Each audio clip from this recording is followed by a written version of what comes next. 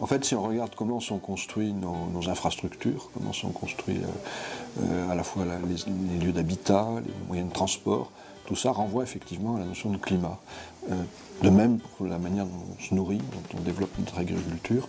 Le climat est une notion qui n'est pas immédiatement sensible comme le temps qu'il fait, mais c'est quand même une notion qui détermine très largement le monde dans lequel on vit. Ces gaz à effet de serre permettent à la planète de ne pas être entièrement gelée. Donc, on a là un mécanisme qui permet de contrôler le climat de la planète. Et pour donner une idée, le CO2, qui représente presque un tiers de l'effet de serre naturel, c'est de l'ordre de 0,3 pour 1000 du volume de l'atmosphère. Donc c'est quelque chose de tout petit auquel on a accès. On peut modifier cette quantité tellement sensible.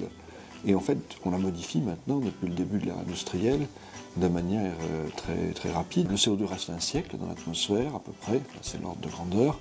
Le protoxyde d'azote aussi, les fréons, c'est également des gaz qui restent très longtemps. Donc on engage l'avenir. Quand on émet ces gaz-là, on engage l'avenir pour des décennies, voire des siècles.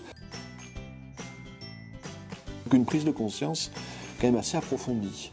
Et cette prise de conscience, elle n'est pas suffisante au jour d'aujourd'hui pour faire une vraie pression, une pression suffisamment efficace sur la prise de décision. On voit bien que chaque fois qu'on place des négociations au niveau gouvernemental, on a un petit peu de mal parce que les gouvernements eux-mêmes ne sont pas mis sous la pression d'une opinion publique suffisamment exigeante dans ces domaines-là. Moi, ce qui me frappe, c'est que dans les dernières années, il y a une difficulté on demande au gouvernement d'agir, mais on ne leur dit pas vraiment comment agir. Et cet espace de discussion, cet espace qui permet de réflexion, qui permet de choisir ce chemin un petit peu étroit entre toutes les contraintes auxquelles on va être affronté dans le futur, ne peut naître que d'un certain nombre de débats, que peut naître aussi qu'au sein d'une population formée, surtout les jeunes, les étudiants, ceux qui prennent des responsabilités, ou on va en prendre dans les années qui viennent.